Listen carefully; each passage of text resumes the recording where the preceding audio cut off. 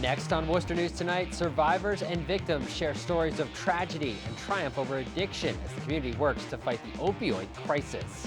And a plea to the public as the investigation into this past weekend's fire in Southbridge continues. The words of one parent remembering her child, one of many in attendance at tonight's vigil. Good evening. Thanks for joining us. I'm Andy Madison. Worcester is one of many cities dealing with an opioid abuse problem. And today, several events highlighted substance abuse and recovery, all in an effort to fight back against opioid misuse. Dozens gathered behind City Hall for a candlelight vigil. Various people stepped forward to say the names of loved ones they've lost to substance abuse. The event is part of Worcester's plan to draw attention to opioid addiction. And those we spoke with say they hope one thing people will take away from the vigil is that help and treatment is available. There are no boundaries to opioid addiction. It's everywhere, and you can't kid yourself otherwise. And so all these programs working together, coming together tonight in Worcester, it's very important.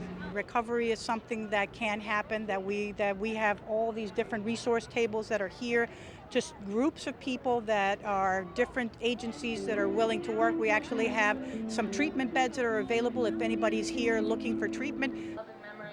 In the past, officials say August and September have been the worst months for opioid-related overdoses in the Worcester community.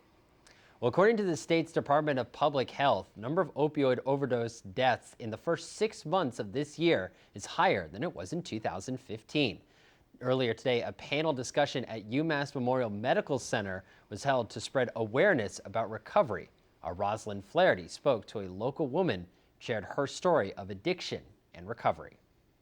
I was gonna die, I had been overdosing a lot. Wendy Silverstein started using heroin at 19 years old and says she's been using for 30 years. You know, the older you get, the harder it gets to get clean and sober.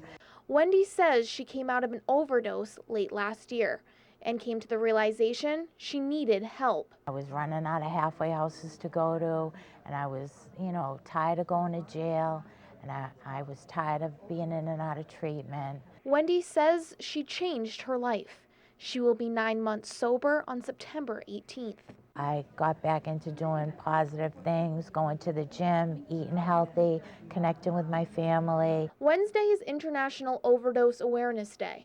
UMass Memorial held a panel discussion with recovery coaches and overdose survivors to raise awareness of the opioid epidemic and the rate of overdoses. Coaches and survivors shared their stories. Everyone's, scrambling to fight this problem before it gets any worse and get a handle on it. Recovery coaches at UMass Memorial Healthcare work to counsel overdose victims while they are in the hospital. Some are recovering addicts themselves. They say the service makes a big difference. The whole idea of recovery coaches and our job here is to put people in long-term recovery. Wendy says she is thankful to be sober and moving forward. I was trying to save my life this time, and I'm grateful.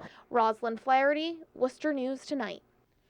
A vacant apartment building in Worcester is facing an uncertain future after the highest bidder backs out of buying it. Earlier this year, the city authorized the sale of this May Street building to a developer. Well, today, a city spokesperson says the highest bidder refused to complete the sale, so the city will move on to the next bidder and will discuss it next week. Fire investigators asking for the public's help to determine what caused a massive fire in Southbridge over the weekend. State Fire Marshal Peter Ostrowski says the cause is still under investigation. They are hopeful someone from the community will come forward with information. There are arson watch reward posters in the area, but Ostrowski says it doesn't mean investigators believe the fire was intentionally set. He's asking anyone with information to call the arson hotline number, which is 1-800-682-9229. Some tense moments in Auburn on the first day of school when a car crashes into an elementary school.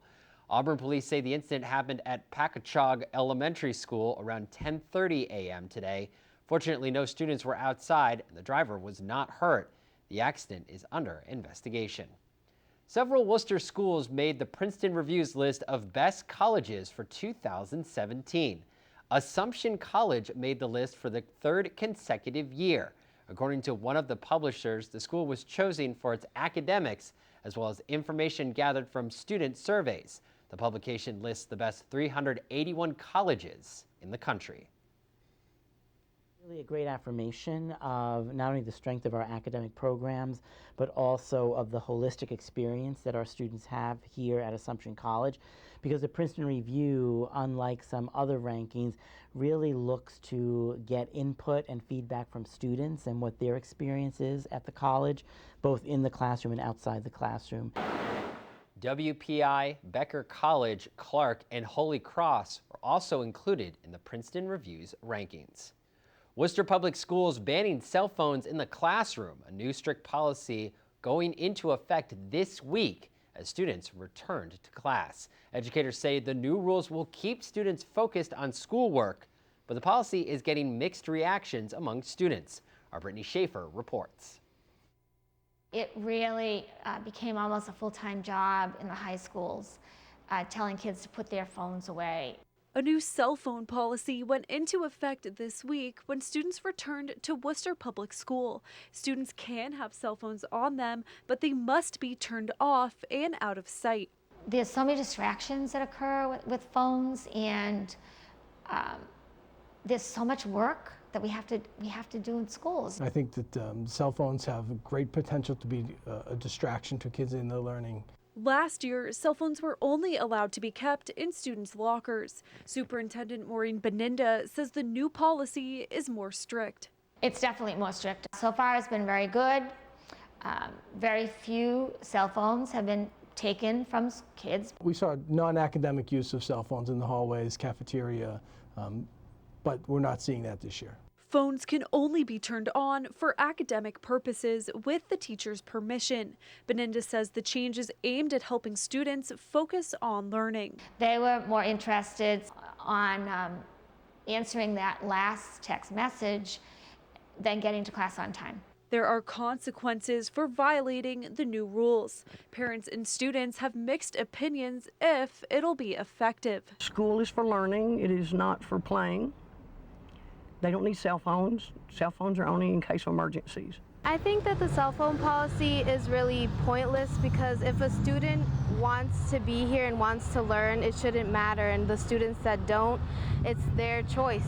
To me, I think it's trash. Like, I do it myself. I sneak and text. So, like, yeah, most of us.